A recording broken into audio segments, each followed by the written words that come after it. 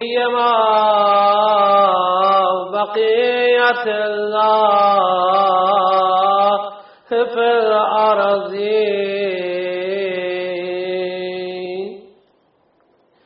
إمام زماننا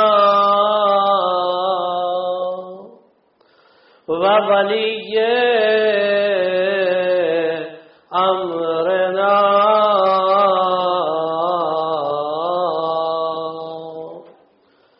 وصاحبنا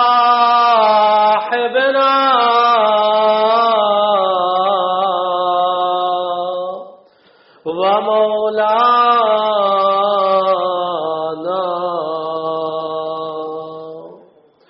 وحبيبنا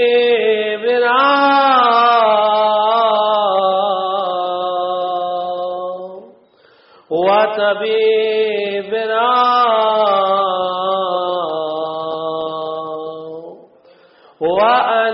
وأنيسنا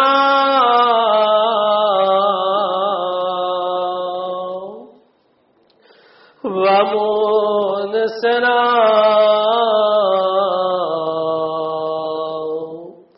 الكهف الحسين وغياث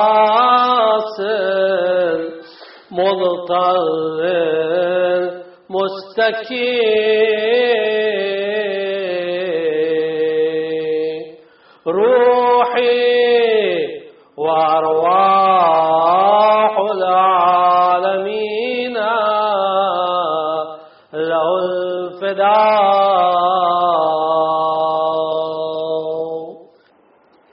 أما بعد فقد قال الله تبارك وتعالى في كتابه المجيد وقوله الحق وهو أصدق القائلين يا أيها الذين آمنوا هل أدلكم على تجارة تنجيكم من عذاب أليم تؤمنون بالله ورسوله وتجاهدون في سبيل الله بأموالكم وأنفسكم ذلك خير لكم إن كنتم تعلمون صدق الله العلي العظيم. صلوات.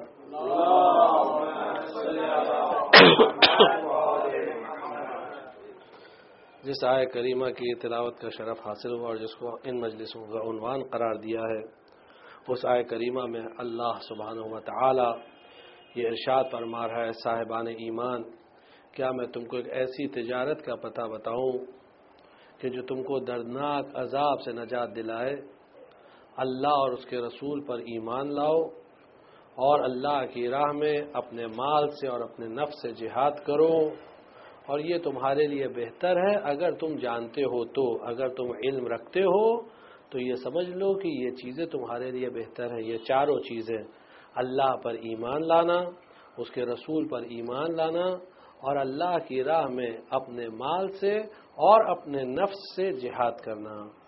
گفتگو تھی جہاد نفس کی، اور کل تک جہاں بات پہنچی تھی وہ یہ تھا کہ انسان کو فکر کرنا چاہیے اور جتنا ہو سکے وہ عقل اور علم کی روشنی میں فکر کرے، کیونکہ یہ فکر اس کو بہت سارے گناہوں سے بچاتی ہے اور محفوظ رکھتی ہے۔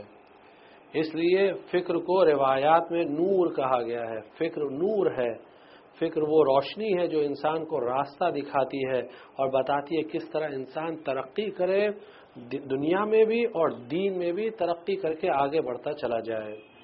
لیکن کچھ فکریں ایسی ہیں کہ جن کو منع بھی کیا گیا ہے کہ ان فکروں سے بچو، کیونکہ یہ فکریں حرام ہیں، خود فکر حرام ہے۔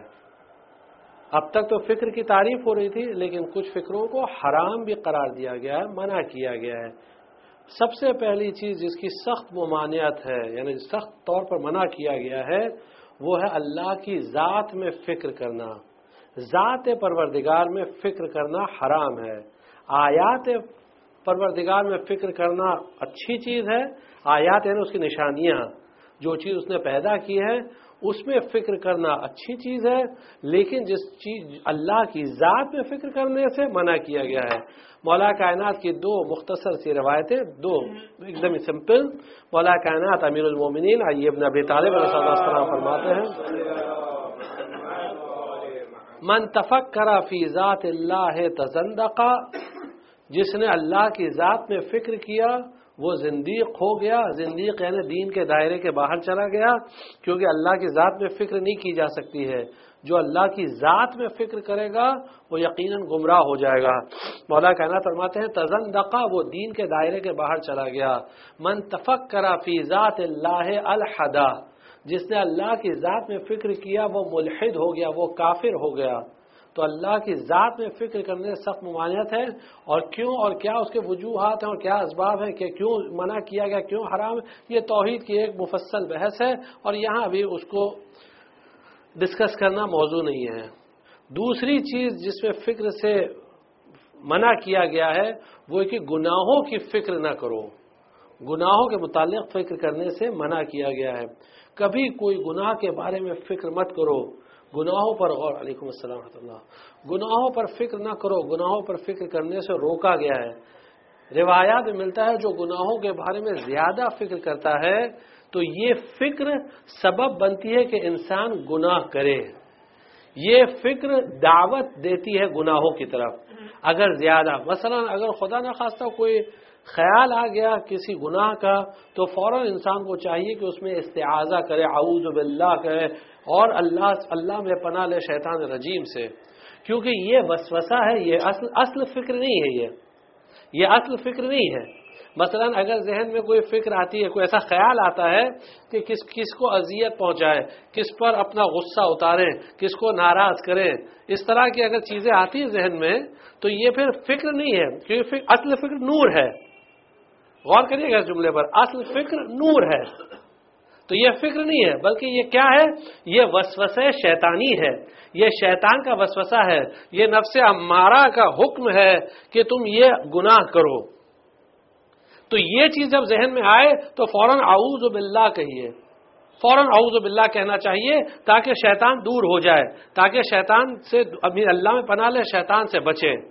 یہ وسوسہ شیطانی ہے، اس لیے گناہ کو کبھی اپنے ذہن میں بسنے نہ دیں، وسوسے کو کبھی اپنے ذہن میں بسنے نہ دیں، شک کو کبھی اپنے ذہن میں بسنے نہ دیں، کہ کسی گمان کو اپنے ذہن میں بسنے نہ دیں۔ گمان کرنا، گیس کرنا کہ اس نے یہ کیا ہوگا، سوء ظن کو، دوسرے کے بارے میں برے خیالات رکھنا، اس کو کبھی اپنے ذہن میں بسنے نہ دیں۔ جیسے ہی یہ سب چیزیں ہیں یہ شیطان کا وسوسہ، یہ شیطان کی سازش ہے انسان کے خلاف۔ اگر اپنے بھائی کے بارے میں برے خیالات ہیں، اگر اپنے رشتہ داروں کے بارے میں برے خیالات ہیں تو فوراً اعوذ باللہ کہیں، اور ان سب چیزوں پر زیادہ فکر نہ کریں، ان پر زیادہ غور نہ کریں، کیونکہ جتنا زیادہ ان پر غور کریں گے اتنا زیادہ یہ گناہ کی طرف لے کر جائیں گے، حرام کاری کی طرف لے کر جائیں گے۔ بلکہ ان چیزوں پر غور کریے جو آخرت میں کام آنے والی ہے، ان نیک کام پر غور کریے کہ جن کے ذریعے اللہ سے نزدیک ہو سکتے ہیں۔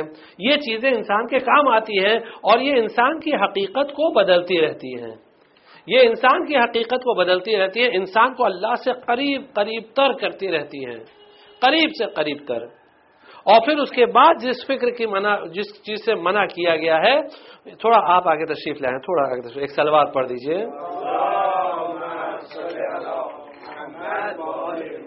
تھوڑا اور آگے آ جائیں، تھوڑا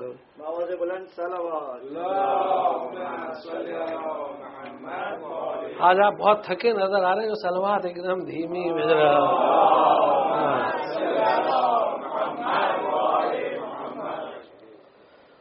اور جو دوسری قسم کی فکر ہے جس سے منع کیا گیا ہے وہ کون سی فکر ہے؟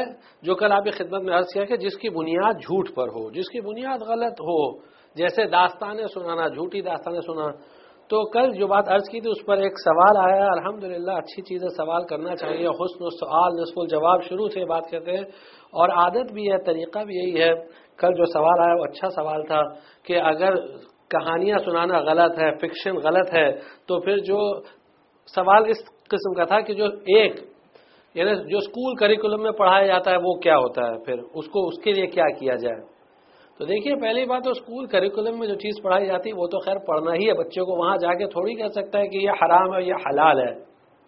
وہ اسکول کا کریکولم ہے، اس کو پڑھنا ہے، ایز اے سبجیکٹ پڑھنا ہے اور اس کو پڑھنا ہے. وہاں وہ ایز اے سبجیکٹ ہے، اس میں کوئی حرج نہیں ہے، وہ ایز اے سبجیکٹ ہے. وہاں ادب سکھایا جا رہا ہے، ایک لٹریچر سکھایا جا رہا ہے. ظاہر سی بات ہے جو کہانیاں ہوں گی، جو بھی چیز ہوں گی، وہ سائنس میں تو نہیں ہوگی نا، میتھس میں تو نہیں ہوگی، وہ کہاں ہوگی؟ وہ لٹریچر میں ہوگی، چاہے وہ انگلش ہو، چاہے ہندی ہو، چاہے مراٹھی ہو، جو بھی زبان، جہاں بھی لٹریچر. تو جب وہ لٹریچر میں سکھایا جا رہا ہے اور وہاں سیکھنا ہے تو پھر ایک الگ چیز ہو جاتی ہے، پھر اس میں کوئی مسئلہ نہیں ہے. جہاں مسئلہ کہاں آتا ہے کہ جہاں انسان خود اپنے طور سے فکشن لے کر پڑھے یا فکشن لکھے. جو جس چیز پر کیا کہتا ہے کہ جو فکشن لکھنے پر، فکشن سنانے پر، جھوٹی کہانیاں سنانے پر، داستانیں سنانے پر جن کی کوئی بنیاد نہیں ہے، اپنی طرف سے ایک چیز کو بنانا اور سنانا. تو ایک چیز تو یہ ہے کہ جو اسکول کا کریکولم.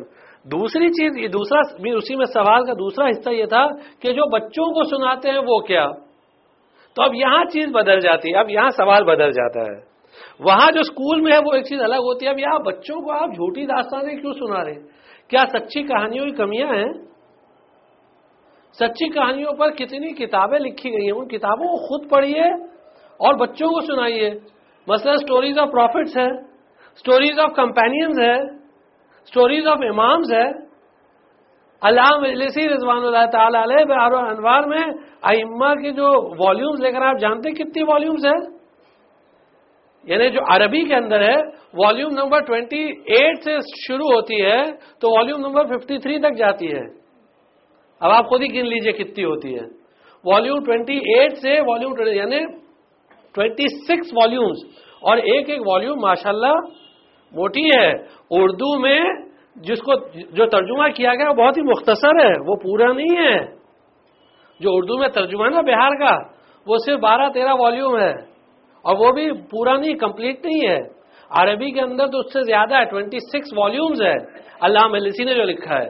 اور پھر جو بات ہم ہر سال بولتے ہیں، کوشش کرتے ہیں ہر سال بولنے کی، وہ یہ کہ ان باتوں میں ہرگز مت آئیے جو کہتے ہیں کہ علامہ مجلسی کہتے ہیں کہ میں نے کنکڑ بھی جمع کیا اور موتی بھی جمع کیا. یہ غلط ہے. ہاں، علامہ مجلسی نے کہیں نہیں ایسا لکھا ہے، کہیں نہیں لکھا ہے. اور اگر کوئی بڑے نام لے کے آپ کو امپریس کرنے کی کوشش کرے کہ فلاں آدمی کہتا اور فلاں آدمی، تو ان باتوں میں مت آئیے. آپ صرف ایک جملہ کہیے، بھائی علامہ مجلسی نے کہاں لکھا ہے وہ بتا دو، چاہے جتنا بڑا آدمی سامنے ہو، اس سے مطلب نہیں ہے. یہاں اسلام میں شخصیت پرستی نہیں ہوتی ہے. معصومین صرف 14 گزرے ہیں، بس 14 ہیں معصومین، ان کے علاوہ کوئی 15واں معصوم نہیں ہے. تو کسی کی بات ایک دم 100% کریکٹ نہیں ہوتی ہے سوائے معصومین کے. تو اگر کوئی بھی کہے، اور خود مولا کائنات نے کہا یہ جملہ کہ کونوا نقاد الکلام، ہر ایک سٹیٹمنٹ کو کریٹیکلی ایویلیویٹ کرو.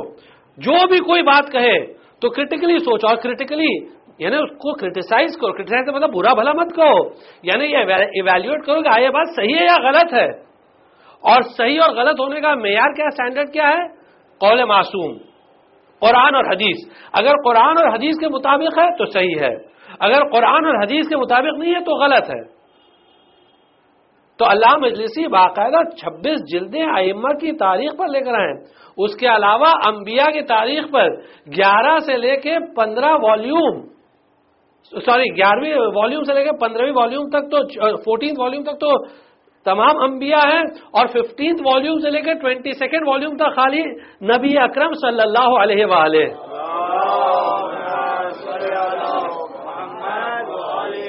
تو ٹوٹل 12 والیوم پروفٹس پر، اور باقی 23 سے لے کے 27 تک تو نبوت امامت عامہ ہے، مینس جنرل امامت، اور 28 سے لے کے 53، یعنی آپ خود حساب لگا لیجئے، یعنی 23 وہ اور 3 یہ 26 والیومز. یعنی اگر بچوں کو داستانیں سنانا، اس کے علاوہ اصحاب کی داستان الگ، اس کے علاوہ دوسری داستانیں الگ. علماء نے کتابیں لکھی ہیں، علماء نے محنت کی ہے. آپ علماء کی داستان سنائیے بچوں کو، کس طرح علماء کے ماں باپ ان کی تربیت کیا کرتے تھے کہ مقدس اردبیلی پیدا ہوتے تھے، علامہ مجلسی پیدا ہوتے تھے. علامہ مجلسی بتائیے علامہ مجلسی کیسے ہوئے، بچوں کو سنائیے تاکہ ان کے لیے انسپریشن ہو. شہید ثالث کیسے ہوئے؟ آیا بچوں کو معلوم ہے کہ شہید ثالث کون ہے؟ آج کے بچوں کو معلوم ہے کہ شہید ثالث کون ہے؟ ان کو یہ نہیں معلوم کہ شہید ثالث کون ہے. The third mortar. کیوں شہید کیے گئے؟ کیوں ان کو شہید کیا گیا؟ شہید اول کون تھے؟ شہید ثانی کون تھے؟ فرسٹ مارٹر کون تھے؟ شہید ثانی کون تھے؟ سیکنڈ مارٹر کون تھے؟ بچوں کو یہ سب داستانیں سنائی، یہ سب بتانے کی چیز ہے. جناب ابوذر کی داستان، جناب سلمان کی داستان، جناب بلال کی داستان، اس طرح کتنے اصحاب کی داستان، یہ سب بتانے کی چیزیں ہیں. لیکن انفارچونیٹلی ہمارے ہاں جو ماحول ایسا ہو گیا ہے پورا سوسائٹی کا، ہر جگہ اتنا خراب ماحول ہو گیا ہے کہ اب تو گھروں میں کتابیں رہتی نہیں ہیں، بلکہ ڈی وی ڈیز رہتی ہیں. بچے اس سے زیادہ واقف ہیں، اور کیسی ڈی وی ڈیز وہ تو آپ بہتر جانتے ہیں. کتابوں سے تو کوئی آشنا ہے نہیں، کتابوں کو تو کوئی جانتا نہیں ہے. گھر میں کتابیں رکھیے. مولانا غلام عسکری مرحوم صاحب فرمایا کرتے تھے کہ تم کتابیں خریدو چاہے پڑھو نہیں، گھر میں رکھو چاہے پڑھو نہیں. تمہارے اگر کام نہیں آئیں گی تمہارے بچوں کے کام آئیں گی، چاہے تمہارے بچے پڑھے لکھے ہو یا نہ ہو. دیکھیے ان کا جملہ، دیکھیے یہ عالمانہ جملہ ہے، سب علماء کی باتیں ہیں. چاہے تمہارے بچے پڑھے لکھے ہو یا نہ ہو تمہارے بچوں کے کام آئیں گی. اگر بچے پڑھے لکھے ہوئے تو کتاب پڑھیں گے، اس طرح کام آئے گی. اور اگر بچے پڑھے نہیں لکھے کم سے کم اس کو بیچیں گے تو اس طرح کام آئے گی. کسی نہ کسی طرح کام تو آئے گی. تو گھر میں کتابیں رکھو، کتابیں ہونا چاہیے، کلیکشن ہونا چاہیے. لائبریریز ہر گھر میں ہونا چاہیے. ہر ایک کو دینی کتابوں کا خزانہ اپنے پاس رکھنا چاہیے، بہت ضروری یہ چیز. بہرحال یہ داستانیں جو گھروں میں بچوں کو سنانا چاہیے تاکہ اگر اسکول کا جو ایفیکٹ ہے، جو امپیکٹ ہے وہ ختم ہو. اب یہ تو نہیں کہہ سکتے بھائی اسکول کا کریکولم چینج کر دیں اور بورڈ کا سلیبس چینج کر دیں، وہ تو نہیں ہو سکتا ہے. تو وہاں تو پڑھنا ہی ہے، جو پریکٹیکل بات ہے وہ تو پڑھنا ہی ہے. لیکن جو گھروں کا ماحول ہے اس کو بدلنا چاہیے، اور اس کے لیے مائیں سب سے زیادہ ذمہ دار ہیں. کیونکہ جو باپ ہوتا ہے اس کو تو ٹائم ہوتا نہیں ہے، وہ تو اتنا مصروف ہے اپنے دنیا میں کہ اس کے پاس تو وقت ہے نہیں کہ وہ کسی چیز پر توجہ دے. اور تربیت اولاد کی شروع ہوتی ماں کی گود سے، وہاں سے تربیت شروع ہوتی ہے. تو جس طرح ماں چاہے اس طرح مولڈ کر سکتی ہے اپنی اولاد کو. اور یہاں علماء کی داستانیں، مثلا مقدس اردبیلی کی والدہ کی داستان آپ پڑھ لیجئے، کافی انسپریشن ہے. آپ دیکھ لیجئے کس طرح یعنی ان کی ولادت سے پہلے دونوں ماں اور باپ نے پلان کیا کہ اگر جو اولاد ہوگی تو وہ کس طرح کی ہوگی. علامہ مجلسی ولادت سے پہلے ہوئے تھے. علامہ مجلسی ولادت کے بعد نہیں ہوئے، ولادت سے پہلے ہو گئے تھے علامہ مجلسی. تو یہ ساری داستانیں گھر میں اگر اس کو کریں تو انشاءاللہ بہتر ہوگا. تو غالباً یہ جواب ہوگا. ایک صلوات پڑھ دیجئے. اگر پھر بھی اطمینان بخش جواب نہیں اور آپ مطمئن نہیں ہیں تو بھی سوال کریے، کوئی مسئلہ نہیں ہے. اور اگر کوئی چاہتا ہے کہ بیچ مجلس میں بھی سوال کرے تو کوئی مسئلہ نہیں، کیونکہ اگر علماء مجلس پڑھتے، پڑھے لکھے لوگ پڑھتے تو ان کے بیچ میں پوچھنا بے ادبی سمجھی جاتی ہے. لیکن ہمارے جیسا اگر کوئی جاہل پڑھے تو کوئی مسئلہ نہیں، آپ بیچ میں پوچھ لیجیے، کوئی اس میں حرج نہیں ہے. بڑے لوگ کی بات الگ ہوتی ہے، بڑے لوگ ہوتے ہیں، چھوٹے لوگ ہوتے ہیں. تو اگر بیچ میں بھی آپ کو اگر کوئی سوال آئے اور آپ بعد میں سوچتے آپ چھوڑو جانے تو بیچ میں بھی پوچھ سکتے ہیں، کوئی مسئلہ نہیں، کوئی حرج نہیں. ایک صلوات اور پڑھ دیجیے. اب جہاد نفس کے دوسرے پہلو پر، دوسرے سٹیج پر پہنچتے ہیں. جب ایک مرتبہ فکر بدلنا شروع ہوئی اور فکر کے ذریعے، عقل و علم کے ذریعے اپنی فکر کو بدلنا شروع کیا تو اب نیکسٹ منزل پر آتے ہیں جہاں جو عمل ہو، جو فکر ہو، جو کام ہو، جو لفظ ہو، ہر چیز فی سبیل اللہ ہونا چاہیے اور خالصتاً لوجہ اللہ ہونا چاہیے، صرف اور صرف اللہ کے لیے ہونا چاہیے، جسے کہتے ہیں اخلاص یعنی خلوص، یعنی صرف اور صرف اللہ کے لیے کام ہونا چاہیے، کسی اور کے لیے نہیں ہونا چاہیے. جو اصطلاح میں روایات میں اور قرآن میں جسے اخلاص کہا گیا ہے، خلوص، یہ خلوص ایسی چیز ہے کہ جس سے شیطان بھی گھبراتا ہے، اور شیطان شروع سے جانتا تھا کہ یہ خلوص ایسی چیز ہے کہ اگر یہ کسی میں پائی جائے گی تو میں اس شخص کو کبھی گمراہ نہیں کر سکتا۔ اسی لیے جب اس نے اللہ کو چیلنج کیا اللہ کے دربار سے نکلتے ہوئے، اللہ نے کہا مجھے مہلت دے دے، اور جب نکلا دربار سے تو کیا کہتے ہوئے نکلا کہ میں تیرے عزت کی قسم کھاتا ہوں، اللہ کے عزت کی قسم کھا رہا ہے، یعنی شیطان بھی اللہ کی عزت کا قائل ہے۔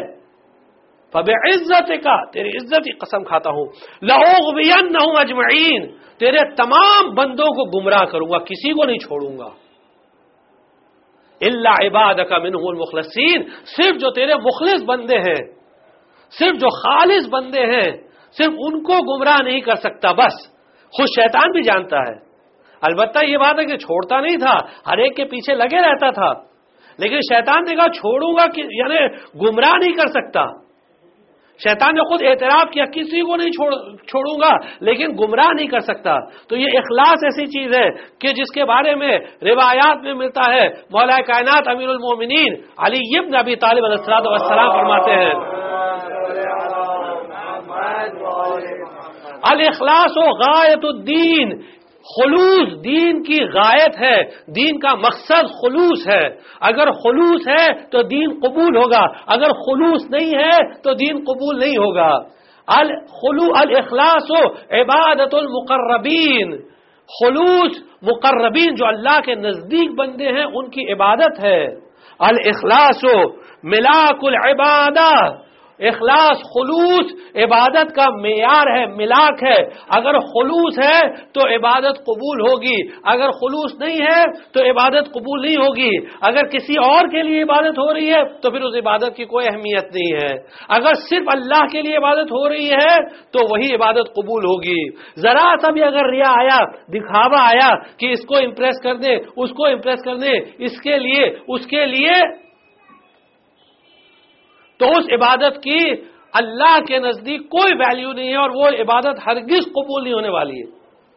البتہ یہ ہے کہ اگر کبھی شیطان وسوسہ ڈال دے ارے یہ تو تم نماز پڑھو ان کو دکھانے کے لیے، تو پھر اس لیے نماز نہ چھوڑ دے کہ ارے یہ خیال آ گیا کہ اس کے دکھانے کے، نہیں، اگر اس طرح کا خیال آئے تو اعوذ باللہ بولیے، بس اعوذ باللہ من الشیطان الرجیم۔ لیکن جو اوریجن، جو فاؤنڈیشن ہے عبادت کا، وہ صرف اور صرف اللہ کے لیے ہونا چاہیے، اللہ کے علاوہ کسی اور کے لیے نہیں ہونا چاہیے۔ اسی لیے حدیث قدسی میں ملتا ہے الاخلاص سر من اسراری، اللہ تعالیٰ کہتا ہے خلوص میرے رازوں میں سے ایک راز ہے، خلوص میرے رازوں میں سے ایک راز ہے، استودعتہ، میں اسے ودیعہ کرتا ہوں، اس خلوص کو ڈپازٹ کرتا ہوں، کس کے دل میں ڈال دیتا ہوں؟ فی قلب من احببت من عبادی، میں ان بندوں کے دلوں میں ڈال دیتا ہوں خلوص کو کہ جن بندوں سے میں محبت کرتا ہوں۔ اللہ کہتا ہے جن بندوں سے محبت کرتا ہوں ان بندوں کے دلوں میں ڈال دیتا ہوں۔ تو یہ وہ خالص افراد ہوتے ہیں کہ جن کی عبادت، جن کی تمام ریاضتیں، جن کی قرآن کی تلاوت، جن کی دعا کا پڑھنا، جن کی عزاداری، جن کی تمام چیزیں صرف اور صرف اللہ کے لیے ہوتی ہیں اور کسی اور کے لیے نہیں ہوتی ہیں۔ اگر یہ علم حاصل کرتے ہیں تو اللہ کے لیے حاصل کرتے ہیں، اگر یہ تقوی اختیار کرتے ہیں تو صرف اللہ کے لیے کرتے ہیں، اگر یہ گناہوں سے بچتے ہیں تو اللہ کے لیے بچتے ہیں، کبھی دکھانے کے لیے کچھ نہیں کرتے، ورنہ دکھانے کے لیے تو عبد الملک ابن مروان جیسے لوگ تھے جو ہر وقت خانہ کعبہ میں بیٹھ کے قرآن پڑھا کرتے تھے، ہر وقت عبد الملک ابن مروان خانہ کعبہ میں بیٹھ کے قرآن پڑھا کرتا تھا، اور لوگ کہتے تھے واقعی دیکھو کیسا قاری قرآن ہے، کتنا مخلص بندہ ہے، دنوں میں روزہ رکھتا تھا، اس کا کبھی روزہ چھوٹتا ہی نہیں تھا، اور اس کا تقوی اور پرہیزگاری مشہور ہو گئی۔ لیکن جیسے ہی لوگوں نے آ کر کہا اے عبد الملک چلو تم کو خلیفہ بنا دیا گیا ہے، اب تم خلیفۃ المسلمین ہو گئے ہو، جیسے ہی اناؤنسمنٹ ہو گیا اس نے قرآن کو بند کیا اور کہا ھذا فراق بینی و بینک، اب میری اور تیری اب جدائی ہوتی ہے، اب ہم کہاں ملیں گے؟ قیامت کے دن اللہ کے سامنے ملیں گے۔ یعنی میں نے تجھے استعمال کیا صرف ایک رتبہ حاصل کرنے کے لیے تاکہ یہ خلافت مجھے مل جائے۔ تو کبھی بھی کسی کو دکھانے کے لیے کوئی چیز نہیں ہونا چاہیے، خالصۃ لوجہ اللہ۔ امیر المومنین کی سیرت اختیار کریے، امیر المومنین علی ابن ابی طالب علیہ الصلوۃ والسلام کبھی بھی کوئی کام، اور اس کی علامت کیا ہوا کرتی تھی؟ اس کی علامت یہ ہوا کرتی تھی کہ جو بات ہوتی تھی وہ حق بات کرتے تھے، چاہے کسی کو بری لگے یا بھلی، اس سے ان سے مطلب نہیں تھا کہ یہ بات بری لگے گی، یہ بات اس کو نہیں، جو بات ہے وہ کہنا ہے، جو حق ہے اسے کہنا ہے۔ اور یاد رکھیے خلوص میں بڑی طاقت ہوتی ہے، یہ خلوص میں بڑی طاقت ہوتی ہے، اور اللہ کے یہاں جو مخلص بندہ ہوتا ہے اس کی دعائیں بہت تیز مستجاب ہوتی ہے، بڑی تیز مستجاب ہوتی ہے دعائیں۔ اسی لیے محاسن میں مرحوم برقی ایک بہت بڑے عالم دین تھے جنہوں نے 10ویں اور 11ویں امام کا زمانہ دیکھا تھا اور خود امام زمانہ علیہ السلام سے بھی ملاقات کی تھی، اور بہت بڑے عالم تھے اپنے زمانے کے 270 ہجری تقریباً 284 ہجری میں ان کا انتقال ہوا تھا۔ تو بڑے پاورفل آدمی بھی تھے، بڑے انفلوئنشل تھے، اور اپنے انفلوئنس یعنی اپنے پاور اور انفلوئنس کی بنا پر اہل بیت کے چاہنے والوں کی بڑی مدد کیا کرتے تھے۔ یہ سبق لینا چاہیے کہ جب کوئی کسی پاور میں، انفلوئنس میں، کسی بھی طرح اگر کسی میں دولت ہے، انفلوئنس ہے، پاور ہے، تو وہ ہر چیز کو اہل بیت کے چاہنے والوں کے لیے اس کو استعمال کرنا چاہیے۔ ان کی داستان میں یہ واقعہ ملتا ہے کہ ایک مرتبہ وہ جا رہے تھے اپنا کوئی کام کرانے، ان کو کوئی مشکل آئی تو ان کے گورنمنٹ میں بہت پاور تھا، جو بادشاہ وقت ان کو بہت مانتا تھا ان کی نالج کی وجہ سے، بڑی زبردست نالج تھی ان کی، تو بہت مانتا تھا۔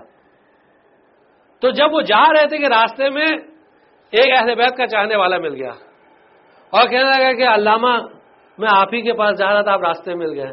کہنے لگا کیا ہوا، کیا مشکل ہے؟ کہا یہ میرا ایک کام تھا، میں نے سوچا اگر آپ حکومت میں یہ کام میرا کروا دیتے تو بہت اچھا رہتا، میرا کام بن جاتا۔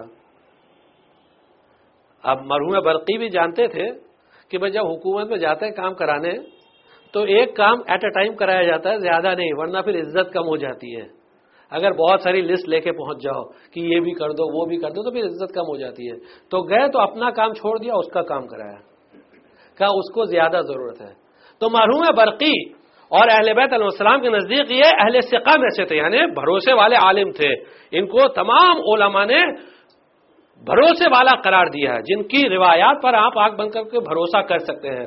تو مرحوم برقی نے ایک روایت نقل کی ہے، ایک حدیث نقل کی ہے کہ کسی نبی کے زمانے میں 3 دوست سفر کر رہے تھے کہ اچانک بارش، بڑی طوفانی بارش شروع ہو گئی اور ان کو ایک غار میں پناہ لینا پڑا، ایک غار میں چلے گئے بارش سے بچنے کے لیے، ایک کیو میں۔ جیسے ہی کیو میں وہ گھسے تو ایک بڑا پتھر آ کر کیو پر ایسے گرا کہ بالکل کیو تاریک ہو گیا، بالکل اندھیرا ہو گیا، اور اتنا بڑا پتھر تھا وہ کہ یہ 3 آدمی مل کے اس کو ہلا نہیں سکتے تھے۔ اب تینوں نے سوچا اب یہاں سے تو باہر نکل ہی نہیں سکتے، یہ کیو، یہ غار جو ہے وہ بالکل بند ہو گئی، مسدود ہو گئی ہے، ایک دم تاریک ہے۔ تھوڑی دیر وہ لوگ رکے، صبر کیے، کہا تھوڑی دیر دیکھے۔ جب آپ جانتے ہیں کہ جب بہت زیادہ اندھیرا ہو جاتا ہے، کہیں لائٹ بالکل چلی جائے اور تھوڑی دیر آپ رکتے ہیں تو اس اندھیرے میں بھی تھوڑا تھوڑا کچھ چیزیں دکھنے لگتی ہیں۔ اب صبر کرنے کے بعد جب دیکھے اب یہ پتھر ہٹنے کا کوئی طریقہ نہیں، طاقت لگائی ہوگی انہوں نے، لیکن 3 آدمی اتنا بڑا پتھر وہ ہلا بھی نہیں سکتے تھے۔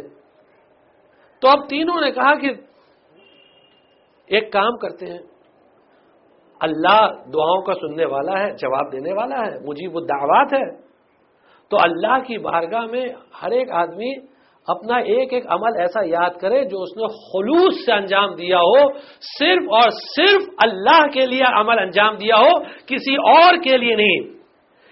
تینوں آدمی یاد کریں اپنا بہترین عمل کہ جس میں نہ عادت تھی، بیکاز بہت بار ہم لوگ نماز پڑھتے ہیں عادت کی بنا پر، جس میں نہ دکھاوا تھا، جس میں نہ کوئی سوشل ایسپیکٹ انوالو تھا۔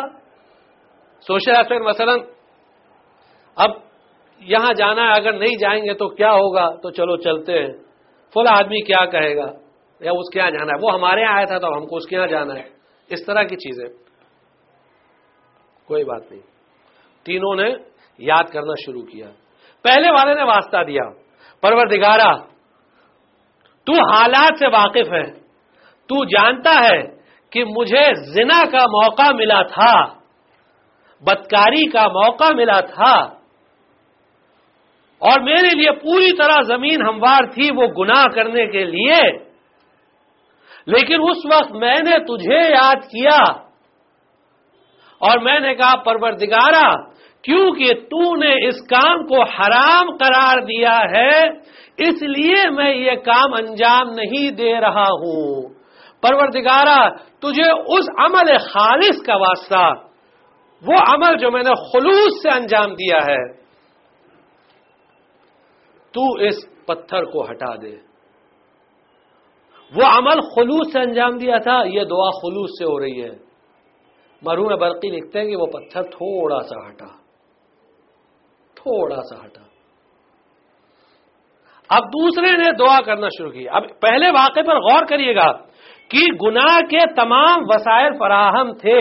بہت بار ہم لوگ گناہ اس لیے نہیں کرتے کیونکہ گناہ کا موقع نہیں ملتا اور اس لیے متقی ہیں، لیکن یہاں تمام وسائل فراہم تھے، گناہ سامنے تھا، بالکل اپارچونٹی تھی، لیکن صرف فی سبیل اللہ گناہ نہیں کیا۔ اور یاد رکھیے ایسے گناہوں کے لیے جو یہ ذکر کیا گیا ہے، اس گناہ کی ایک اسپیشل تاثیر اور ہوتی ہے، جو اس طرح یعنی اگر کوئی نامحرم موجود ہے اور گناہ کے لیے زمین ہموار ہے، لیکن اس کے باوجود اگر کوئی جوان گناہ نہ کرے تو اللہ اس کے لیے خاص چیزیں عطا کرتا ہے، جو حدیثوں میں ملتا ہے۔ ایک چیز ہوتی ہے کہ اس کو خواب کی تعبیر عطا کرتا ہے، کہ وہ خواب کا مطلب سمجھ سکتا ہے کہ اس خواب کا مطلب کیا ہے۔ یہ ایک خاص چیز ہے جو اللہ عطا کرتا ہے ایسے بندوں کو جو اس طرح کے گناہوں سے دور رہتے ہیں۔ ایک دوسرے نے کہا پروردگارا میں اپنے ماں باپ کی وجہ سے میرے پاس جو چیزیں فراہم تھی دنیا کی سب کو چھوڑ کر میں صرف ماں باپ کی خدمت میں لگا رہتا تھا، اور میں نے اپنے بوڑھے ماں باپ کی جن کی پیٹھ جھک چکی تھی عمر کی وجہ سے، ان کی پیٹھ جھک چکی تھی اور وہ بوڑھے ہو چکے تھے، ضعیف ہو چکے تھے، لیکن میں ان کی خدمت کرتا رہا، حتیٰ کہ ایک مرتبہ میرے ماں باپ نے کہا کہ ہمیں ذرا پانی پلا دو، اور وہ سردی کا موسم تھا اور میں ان کے لیے پانی لے کر گیا اور وہ سو گئے تو میں رات بھر پانی لے کر کھڑا رہا، ان کو ان کی نیند سے بیدار نہیں کیا کہ ان کو اذیت نہ پہنچے، اور یہ میں نے صرف اس لیے کیا کیونکہ تو نے قرآن کریم میں کہا ہے کہ اپنے والدین کے ساتھ اچھا سلوک کیا کرو، ورنہ اور کوئی مقصد اور کوئی غایت اس میں نہیں تھی۔ جو مقصد تھا وہ صرف یہ تھا کہ اپنے بوڑھے ماں باپ کی خدمت کرے، کیونکہ تو نے کہا ہے کہ اپنے بوڑھے ماں باپ کا خیال رکھو۔ یعنی اگر دو میں سے ایک بھی بوڑھے ہو جائیں تو تم ان کے ساتھ نیکی کا سلوک کرو۔ فلا تقل لهما اف ولا تنهرهما، دیکھو ان کو اف تک نہ کہنا، ان کو جھڑکنا نہیں ہے۔ اللہ نے قرآن میں سورہ بنی اسرائیل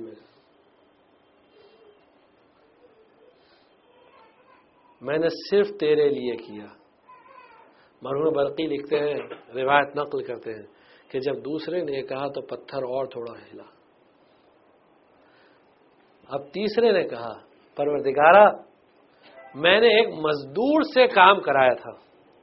غور کریے گا تینوں واقعات پر اور کہاں کیسے کیسے خلوص آتا ہے۔ پہلا جو کام تھا وہ اللہ کے لیے تھا، جس میں صرف اللہ انوالو تھا۔ دوسرا جو کام تھا اس میں حقوق الناس تھا، یعنی والدین تھے۔ اب تیسرا جو کام تھا، اب وہ دیکھیے، کہتا ہے میں نے ایک مزدور سے کام کرایا، جب اس نے کام کر لیا تو میں نے اس کو مزدوری دی، لیکن پہلے سے طے نہیں کیا تھا کہ کتنی مزدوری ہوگی۔ جتنی میں نے اس کو مزدوری دی اس پر وہ ناراض ہو گیا، اس نے کہا میں اس مزدوری سے راضی نہیں ہوں، اور ناراض ہو کر وہ چلا گیا. کہ مزدور کا مزاج بھی یہ ہوتا ہے، جو لیبر ہوتا ہے نا اس کا مزاج بھی ہوتا ہے کہ بہت جلدی ناراض ہو جاتا ہے، اور خاص کر سیٹ کے سامنے تو بہت ہی جلدی ناراض ہو جاتا وہ. یہ مزدور کا مزاج ہوتا ہے. ناراض ہو کر چلا گیا اور بہت دن تک نہیں آیا. اس اثنا میں اللہ نے مجھے بہت دولت دے دی کہ میرے پاس 18,000 گوسفند ہو گئے، شیپ 18,000 گوسفند ہو گئے. اور ایک مرتبہ میں وہ 18,000 گوسفند، یعنی بہت ہو گئے 18,000 گوسفند، میں ان کے ساتھ میں اپنے کھیت میں کھڑا ہوا تھا کہ یہ مزدور آ گیا. اور اس نے مجھ سے کہا کہ یاد ہے میں نے تمہارے لیے کام کیا تھا اور تم نے مجھے اجرت نہیں دی تھی، میں اپنی اجرت لینے آیا ہوں، تم نے مجھے پوری اجرت نہیں دی تھی. تو میں نے اشارتاً اس سے کہا، اشارتاً، کہ یہ گوسفند ہے، تم لے لو اس میں سے جو چاہے، جتنا چاہے لے لو گوسفند. مثلا وہ کہتا ہے کہ میرا مقصد تھا صرف 1 یا 2 گوسفند لے لو، تمہاری اجرت اتنے میں پوری ہو جائے گی. 1 دن یا 2 دن کی مزدوری. مثلا اگر آج آپ ایک گوسفند، ایک بکری خریدنے جائیں تو 3,000 4,000 5,000 اس سے کم تو آئے گی نہیں. تو کسی مزدور کی مزدوری اس سے زیادہ تو ہے نہیں ایک دن کی. 3,000 5,000 ہے کسی کی مزدوری؟ نہیں ہے، کسی مزدور کی نہیں ہے. تو اس زمانے میں بھی ایسے ہی تھا. اس نے اشارہ کیا کہ لے لو 1 آدھ گوسفند لے جاؤ، بھیڑ لے جاؤ 1 2. اب اس نے کیا کیا؟ اس نے کہا جتنی گوسفند تھی وہ سب لے گیا. وہ جتنی گوسفند تھی سب کو وہ یہ سمجھا کہ کہہ رہا ساری گوسفند لے جاؤ. وہ انٹرسٹ بھی کیلکولیٹ کر لیا. یہ مرحوم برقی نے پورا واقعہ نقل کیا ہے، مزدور کی مزدوری. لیکن اس نے کہا میں نے سوچا کہ وہ شاید اس سے ہی راضی ہے، اس لیے میں نے اسے روکا نہیں، کیونکہ تو نے کہا ہے کہ جو کسی مزدور کی مزدوری نہیں دے گا، اپنے مزدور کو راضی نہیں کرے گا، میں اس سے راضی نہیں رہوں گا. اس لیے تیرے قول کی وجہ سے میں اس پر راضی ہوا کہ وہ مزدور سب کچھ لے جائے. بس جیسے ہی تیسرے نے ایسے کہا کہ وہ پورا پتھر پورے ہٹ گیا.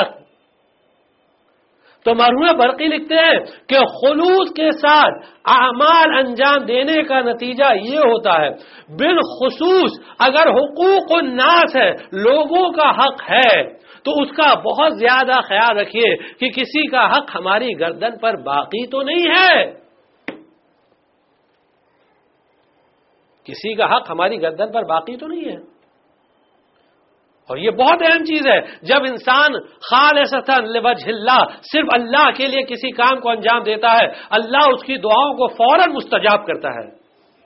اسی لیے جب مدینے میں ایک مرتبہ قحط پڑا اور بالکل بارش نہیں ہو رہی تھی اور بڑے بڑے صحابہ اور تابعین موجود تھے، کسی کی دعا قبول نہیں ہو رہی تھی، کہ سعید بن مسیب کہتے ہیں کہ ایک کالا حبشی غلام آیا اور میں نے دیکھا کہ وہ آہستہ سے خاموشی سے پہاڑ پر گیا، کسی نے اس کو نہیں دیکھا سوائے میرے. سعید مسیب کہتے ہیں کسی نے نہیں دیکھا سوائے میرے.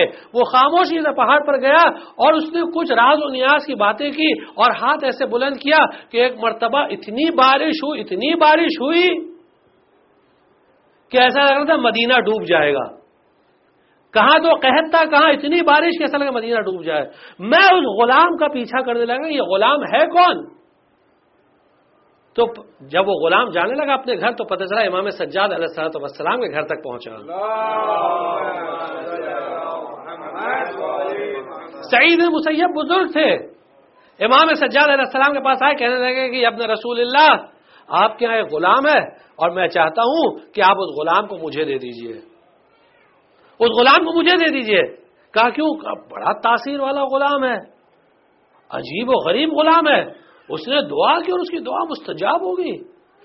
بقیہ مدینے میں اتنے بڑے بڑے بزرگ بیٹھے تھے، کسی کی دعا مستجاب نہیں ہوئی اور اس غلام کی دعا مستجاب ہو گئی.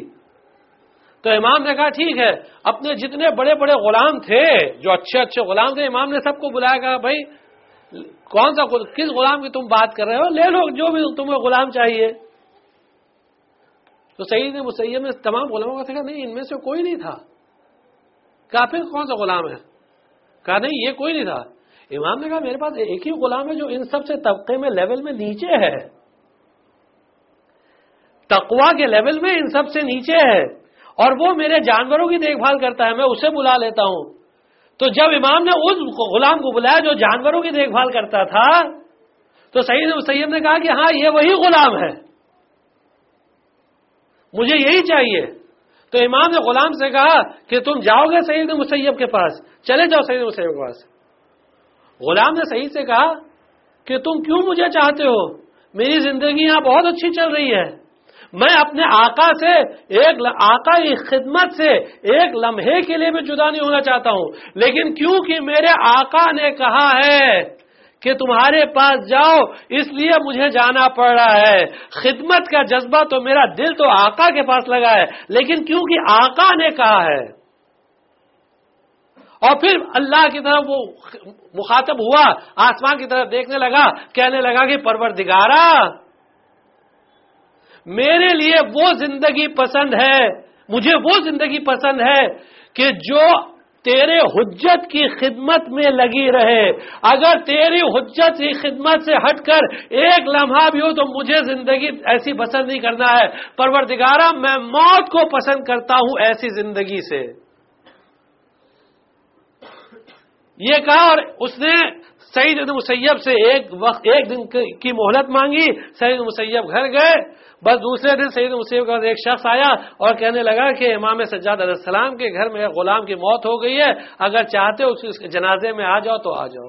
وہی غلام تھا، اللہ نے اس کو موت بھی دی کیونکہ اس نے موت کی دعا کی تھی. حجت خدا سے ہٹ کر ایک لمحے کے لیے بھی ایک لمحے کی بھی زندگی بیکار ہے. اپنے امام وقت کی خدمت کے علاوہ اگر کسی کی زندگی ہے تو وہ زندگی بیکار ہے. اپنے امام کی خدمت کرتے رہیے، اپنے امام کی خدمت میں لگے رہیے، ورنہ اور زندگی تو زندگی بیکار ہے. تو اللہ مخلص بندوں کی عبادتوں کو قبول کرتا ہے، اور جو عبادت خلوص سے انجام پائی جاتی ہے وہ فوراً اللہ کی بارگاہ میں قبول ہوتی ہے. البتہ خلوص اتنی آسان چیز نہیں ہے، خلوص اتنی آسان چیز نہیں ہے، بلکہ ایک مشکل چیز ہے، یعنی کسی اور چیز کو لانا. اسی لیے مولا کائنات فرماتے ہیں کہ تصفیت العمل اشد من العمل، عمل کا صاف اور پاک ہونا خود عمل سے زیادہ مشکل ہے. عمل کا پاک اور صاف ہونا خود عمل سے زیادہ مشکل ہے. اس لیے چاہیے کہ پوری کوشش کرے، جہاد نفس کرے، کسی چیز کو آنے نہ دے، کسی کوئی فکر کو آنے نہ دے، دنیا کی کوئی لالچ کو آنے نہ دے، کیونکہ یہ دنیا کی چیزیں ایسی ہیں. مثلا نماز کا وقت ہے اور ایک دوسری میٹنگ ہے جس سے دنیا کا کوئی بڑا کانٹریکٹ مل رہا ہے، تو اب وہ نماز کو چھوڑ کر دنیا کے کانٹریکٹ میں لگ گئے. یاد رکھیے حدیث میں ہے کہ جو اللہ کی عبادت کو چھوڑ کر دنیا کے کسی چیز کے پیچھے جائے گا تو نہ وہ دنیا ملے گی نہ نماز ملے گی، نہ خدا ہی ملا نہ وصال صنم. یہ بھی گیا ہاتھ سے، وہ بھی گیا. روایات میں ملتا ہے کبھی بھی دنیا کو پریفرنس نہیں دو آخرت پر، کبھی بھی دنیا کو ترجیح نہ دو آخرت پر. اسی لیے کتنا بھی ہو، یہی تو ہوا تھا نا کربلا میں کہ عبید اللہ ابن زیاد نے پسر سعد کو بلایا تھا، عمر سعد کو بلایا تھا اور کہا کہ تجھے رے کی حکومت دوں گا، رے کی گورنرشپ. اب کنڈیشن صرف کیا ہے کہ حسین کو قتل کرو، حسین کا سر لے کر آؤ. اور جب یہ آفر آئی اس کے پاس تب اس کے سامنے دو چیزیں آ گئی. ایک تو حسین کا قتل، اور وہ حسین کی منزلت سے واقف تھا، جانتا تھا، وہ بعد میں اس نے جملات ادا کیے. تو ایک حسین کا قتل اور دوسری حکومت رے. تو اگر خلوص ہوتا تو فوراً ٹھوکر مار دیتا حکومت رے کو، یہ کہہ دیتا کیسی بکواس کر رہا ہے تو، میں اپنی عاقبت اور آخرت خراب کروں گا حکومت رے کے لیے. لیکن اس نے ایک جملہ کہا بس جس سے اس کی پوری عاقبت خراب ہو گئی. اور وہ جملہ کیا تھا؟ مجھے ایک رات سوچنے دے، مجھے ایک رات سوچنے دے. یعنی اگر آج کسی کو خدا نہ خاصا ایک بطور مثال خالی بات بیان کر رہے ہیں، اگر کوئی کسی بھی اہل بیت کے چاہنے والے کو اس طرح کی آفر دے تو کوئی ایک لمحے کے لیے بھی سوچے گا ایسی بات؟ ایک لمحے کے لیے خیال بھی آئے گا؟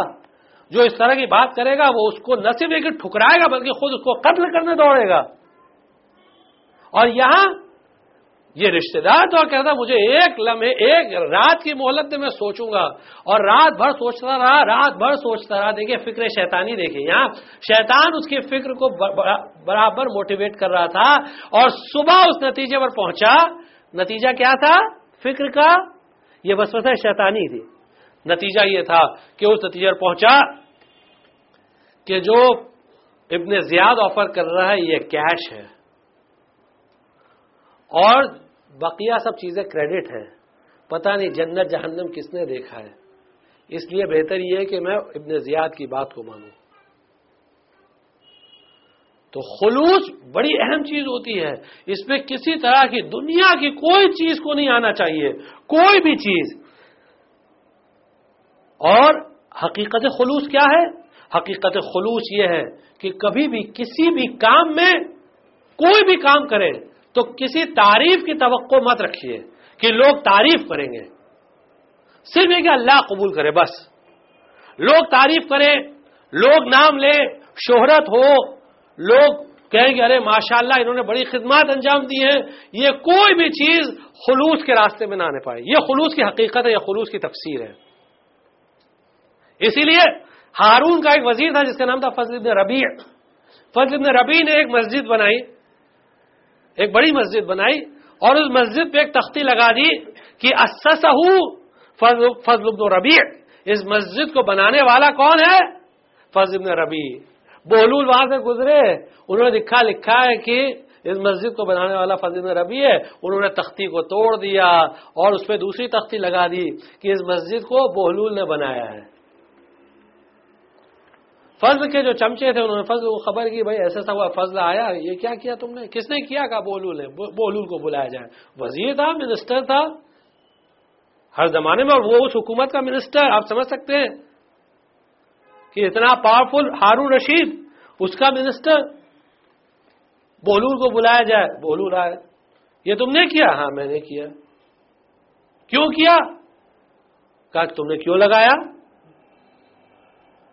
کہا تم سے مطلب؟ کہا ہاں مطلب ہے۔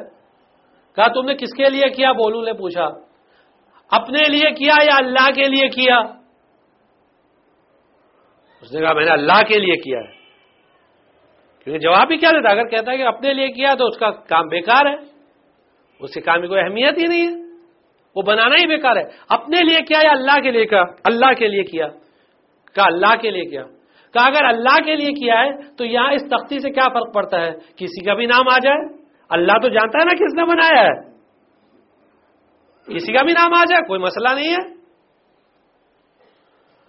کہا نہیں لوگوں کو پتہ تو چلنا چاہیے کس نے بنایا ہے۔ تو کہا لوگوں کے لیے کیا ہے۔ کہا نہیں لوگوں کے لیے نہیں کیا، لیکن لوگوں کو پتہ تو چلنا چاہیے۔ کہا پتہ چل گیا نا بہلول نے بنایا ہے، پتہ ہی تو چلنا چاہیے، لوگ کیا تجھے ثواب دیں گے اس کا؟ پتہ چلنا چاہیے، کچھ بھی پتہ چل جائے بھائی بہلول نے بنایا اس پہ کیا فرق پڑتا ہے۔ کہا نہیں یہ پتہ چلنا چاہیے کہ میں نے بنایا ہے۔ کہا شہرت کے لیے کیا ہے؟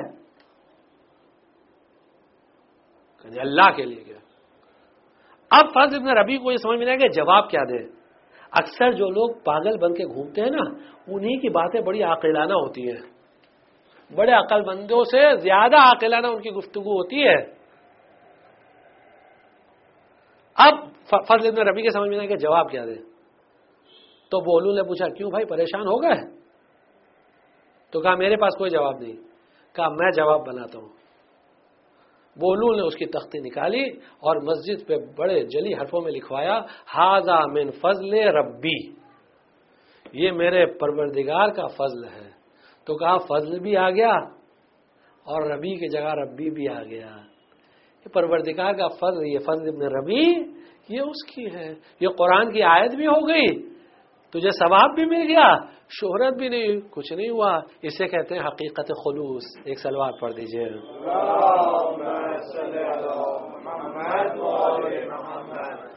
دوسری حقیقت خلوص کی کیا ہے کہ خلوص کی حقیقت یہ کہ ظاہر اور باطن میں کوئی فرق نہیں ہونا چاہیے، کہ پبلک میں ایک الگ امیج اور تنہائی میں ایک الگ امیج.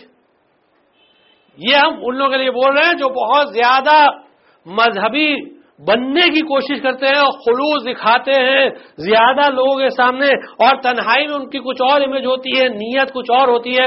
بہت سارے افراد ایسے سوسائٹی میں گھومتے ہیں جو بہت زیادہ خلوص دکھائیں گے، بہت زیادہ جھکیں گے، اتنا زیادہ کہ ان سے زیادہ مخلص کوئی ہے نہیں، اور جہاں موقع ملا وہاں دغا دی لوگوں کو، جہاں موقع ملا وہاں دھوکہ دیا. تو ایسے آدمی کی کوئی عبادت اللہ کے نزدیک قبول نہیں ہے. خلوص عبادت، یاد رکھیے، عبادت صرف خلوص کی بنا پر قبول ہوتی ہے، اور جب آدمی دکھاوے کے لیے کچھ کرتا ہے. اس لیے ظاہر اور باطن ایک ہونا چاہیے کہ ظاہر سوسائٹی میں تو ہم بڑے مخلص بنے ہوئے ہیں، اور تنہائی میں پتہ چلا کہ کچھ اور ہی کیریکٹر ہے. پتہ چلا کہ یہ صاحب جو ہے وہ تنہائی میں اپنی بیوی کو مار رہے ہیں، خبر ملی کہ اچھی خاصی پٹائی کر دیتے ہیں. ایک صاحب ملے رشتہ داروں میں سے، کہنے لگے ارے بھائی وہ آپ کے دوست ہیں، کیا عجیب آدمی یار، وہ تو ایسے بنتے بڑے مذہبی ہیں اور وہ بہت پٹائی کرتے ہیں اپنی بیوی کی. واقعا کہاں اچھے خاصے برتنوں کی آوازیں آتی ہیں، برتن کھینچ کھینچ کے مارتے ہیں، اور ظاہراً اتنا خلوص، اتنا تقوی کہ ان سے زیادہ متقی کوئی ہے ہی نہیں. یہ تقوی نہیں ہے، یہ دھوکہ ہے. کس کے لیے تقوی؟ یہ یاد رکھیے، روایات میں ملتا ہے کہ جو اپنے گھر والوں کے ساتھ، اپنے بیوی بچوں کے ساتھ اچھا سلوک نہیں کرے گا تو اس کا مطلب یہ ہے کہ اس کے پاس خلوص نہیں ہے. جو بھی کر رہا ہے وہ دکھاوے کے لیے کر رہا ہے. اسی لیے جب پیغمبر کے صحابی سعد بن معاذ کو پیغمبر نے دفن کیا تو ان کی ماں نے دعا کی کتنے خوش نصیب ہو، یعنی ڈائریکٹ جنت میں گئے. پیغمبر نے کہا نہیں، ابھی تو فشار قبر باقی ہے. کہا کیوں؟ ارے آپ نے دفنایا، آپ نے سب کچھ کیا ہے. پیغمبر نے کہا یہ اپنی بیوی کے ساتھ برا سلوک کرتا تھا، بیوی کے ساتھ برا سلوک کرتا تھا، اس لیے اس کو فشار قبر ہوگا، سزا ملے گی. تو گھر والوں کے ساتھ اچھا سلوک یہ معیار مصداق ہے. یہ سب کے ساتھ اچھا سلوک. اور اصل معیار کیا ہوتا ہے؟ جب انسان، دیکھیے اگر آپ کو منافق کو پہچاننا نا بہت ایزی ہے. آپ دیکھیے کہ وہ جو اس سے زیادہ پاورفل ہے اس کے ساتھ کیسے سلوک کرتا ہے اور جو اس سے کمزور ہے اس کے ساتھ کیسا سلوک کرتا ہے. اگر پاورفل کے سامنے بہت زیادہ جھکے اور جو اس سے کمزور ہے اس کو دبائے تو سمجھ لیجئے منافق ہے، سمجھ لیجئے کہ منافق ہے وہ.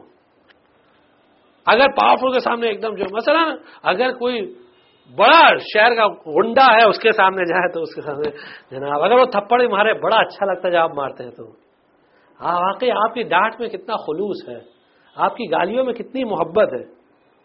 اور پھر آ کر جتنی طاقت ہے وہ سب گھر میں دکھاتا ہے، بیوی بچوں کو مارتا پیٹتا ہے. آپ سمجھ سکتے ہیں کہ یہ منافق ہے. تو امام فرماتے ہیں کہ ظاہر اور باطن ایک ہونا چاہیے، قول اور فعل ایک ہونا چاہیے، قول اور فعل ایک ہونا چاہیے. البتہ یہاں ایک بات ہے، یہ پوائنٹ کمپلیٹ کریں اور پھر کہ اس کا یہ مطلب نہیں کہ لوگ ہیں ہم تو گھر میں بھی گناہ کرتے ہیں باہر بھی گناہ کرتے ہیں. یہ غلط ہو جائے گی بات، پھر وہ فاسق و فاجر میں اس کا شمار ہوگا، اور فاسق و فاجر دین کے دائرے کے باہر ہے. اگر کوئی آمدن کھل کر پبلک میں گناہ کرتا ہے تو شریعت میں اس کو فاسق و فاجر قرار دیا گیا ہے، اس کے لیے سخت سے سخت سزا ہے اور اس کی گواہی بھی قبول نہیں ہے. سخت سے سخت سزا ہے اس کے لیے جو فاسق و فاجر ہوتا ہے. اس کی غیبت بھی جائز ہے. اگر کوئی چھپ کر گناہ کرتا ہے اور پبلک میں وہ گناہ نہیں کرتا ہے تو یہ ایک اعتبار سے اچھی چیز ہے، ایک اعتبار اچھی، کم سے کم اس کو حیا ہے، اس میں حیا ہے. یعنی وہ کوئی دعویٰ نہیں کر رہا ہے تو یہ مختلف چیزوں میں کنفیوز نہیں ہونا چاہیے. وہ کوئی دعویٰ نہیں کر رہا ہے لیکن کھل کر وہ گناہ نہیں کر رہا ہے، کھل کر گناہ نہیں کر رہا ہے. اس لیے انسان کو چاہیے کہ اپنے باطن کو پاک کرے اور خالصتاً صرف اور صرف اللہ کے لیے کام کرے. باقی اس گفتگو کو انشاءاللہ کل آئندہ بڑھائیں گے. اور آج جو گفتگو ہے وہ یہ کہ جن لوگوں نے خالصتاً لوجہ اللہ کے لیے اپنی جان کو، اپنی مال کو، اپنے نفس کو، ہر چیز کو اللہ کے لیے دے دی، وہ کربلا والے تھے. اور ان سے انسانیت کو سبق سیکھنا چاہیے. کسی بھی ماں سے پوچھئے دنیا میں کہ اگر کسی بھی ماں سے پوچھئے کہ اس کو سب سے زیادہ کون پیارا ہے تو وہ یہ کہے گی کہ میرے بچے پیارے ہیں. بچے سے زیادہ کسی ماں کو اور کوئی دنیا میں پیارا نہیں ہوتا. لیکن کربلا کی مائیں عجیب تھی کہ رات کو بیٹھ کر بچوں کو سمجھا رہی تھی کہ بیٹا کل قربانی کا دن ہے، بیٹا کل اپنے آپ کو قربان کر دینا، بیٹا کل ایسا نہ ہو کہ فاطمہ کا لال شہید ہو جائے اور تم زندہ بچ جاؤ. اور انہی ماؤں میں سے ایک ماں تھی زینب کہ سمجھا رہی تھی کہ بیٹو یاد رکھنا، بچوں یاد رکھنا، کل ماموں پر قربان ہونے کا دن ہے. بچوں ایسا نہ ہو کہ ماموں شہید ہو جائیں اور تم زندہ رہ جاؤ، ورنہ میں اپنی ماں فاطمہ کو منہ نہ دکھا پاؤں گی روز قیامت. بچوں کل قربانی کا دن ہے. بس جب عاشور کا دن آیا اور اصحاب کی قربانیاں ہو چکی، بنی ہاشم کی قربانیاں آئیں، جب جعفر طیار کی اولاد کی قربانی کی باری آئی تو ایک مرتبہ زینب اپنے دونوں لاڈلوں کو لے کر آئی اور حسین کے سامنے کھڑی ہو گئی. حسین کے سامنے کھڑی ہو گئی، بھیا انہیں اجازت دے دیجئے. حسین نے اجازت دی، بہن آج تو قربانی کا دن ہے، آج تو شہادت کا دن ہے، آج کیسے روک سکتا ہوں. اب زینب نے تیار کرنا شروع کیا، اپنے لاڈلوں کو تیار کرنا شروع کیا. کاہے کے لیے تیار کرنا شروع کیا؟ موت کے لیے تیار کرنا شروع کیا. بیٹو جا تو رہے ہو، بچوں جا تو رہے ہو، لیکن دو چیزوں کا خیال کرنا. ایک ایسی جنگ کرنا کہ اشقیاء خود کہیں کہ یہ جعفر طیار کے پوتے ہیں، حیدر کرار کے نواسے ہیں. میر انیس کہتے ہیں تم کیوں کہو کہ لال خدا کے ولی کے ہیں، فوجیں پکار اٹھے کہ نواسے علی کے ہیں. بس اس طرح زینب نے ایک تلقین کی، دوسری نصیحت کی کہ بچوں دوسری چیز کا یہ خیال رکھنا کہ کبھی پانی کی طرف نہ دیکھنا، کبھی فرات کی طرف منہ نہ کرنا، کبھی تمہارے دل میں پانی کی تمنا نہ ہو. بچوں یاد رکھنا کہ خیمے میں بچے پیاسے ہیں، سکینہ پیاسی ہے، اصغر پیاسے ہیں. دونوں بچے گئے، جہاد کیا، حق جہاد ادا کیا. ایک نے میمنے پر حملہ کیا، ایک نے میسرے پر حملہ کیا. لڑتے لڑتے گرے، ماموں کو پکارا، حسین چلے، کہا بھیا عباس ساتھ چلو. دونوں بھائی چلے. ایک نے ایک لاش اٹھائی، دوسرے نے دوسری لاش اٹھائی. لاشوں کو لا کر خیمے میں لائے، لا کر لٹایا. فضہ نے کہا بی بی بچے آ گئے ہیں. زینب مسلح پر ہے. کہا کیوں آ گئے ہیں؟ میں نے واپس آنے کے لیے تھوڑی بھیجا تھا. کہا بی بی چل کر تو دیکھیے کس عالم میں آئے ہیں. اب جو زینب آئی تو دونوں بچوں کو دیکھا اور سجدہ شکر ادا کیا. پروردگارا تیرا شکر ہے. اب یہی زینب جب یزید کے دربار میں یزید نے امام زین العابدین سے بدتمیزی کی تو ایک مرتبہ امام زین العابدین نے جواب دیا، یزید کو طیش آیا، کہا فوراً انہیں قتل کر دے۔ جیسے ہی یزید نے حکم دیا کہ زینب آگے آئی، کہا میرے ہوتے ہوئے زین العابدین کو کون قتل کرے گا، کون شہید کرے گا میرے بھتیجے کو؟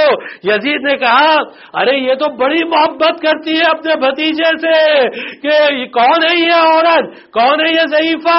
کہ ایک مرتبہ شمر ملعون آگے بڑھا اور کہنے لگا ارے یزید تجھے معلوم نہیں کہ یہ اپنے بھائی سے کتنی محبت کرتی ہے، ارے یزید تجھے پتا نہیں کہ جب حسین کو ہم نے شہید کیا تو یہ آ کر اپنے بھائی کے جنازے سے لپٹ کر رو رہی تھی، اور یزید ہم نے دیکھا کہ اس نے اپنے بیٹوں پر ایک قطرہ آنسو نہ بہایا، اس قدر یہ محبت کرتی ہے اپنے بھائی حسین سے۔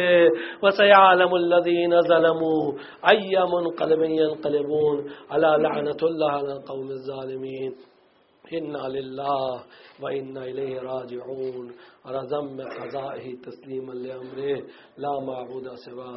پروردگارا امام زمان علیہ السلام کے ظہور میں تعجیل فرما، پروردگارا امام زمان علیہ السلام کے ظہور میں تعجیل فرما، ہم کو ان کے اعوان اور انصار میں شمار فرما۔ پروردگار ہمیں ایک لمحے کے لیے بھی اپنے امام کی خدمت سے دور نہ کرنا۔ پروردگارہ جو لوگ دنیا میں پریشان حال ہیں ان کے پریشانیوں کو دور فرما، جو مقروض ہیں ان کے قرضوں کو ادا فرما، جو غریب الوطن ہیں ان کو ان کے وطن لوٹا دے، جو بیمار ہیں ان کو شفاء کامل و عاجل عطا فرما۔ پروردگارہ جو لا ولد ہیں ان کو اولاد نیک اور صالح عطا فرما۔ پروردگارہ ہم کو دنیا میں زیارت حسین اور آخرت میں شفاعت حسین سے مشرف فرما۔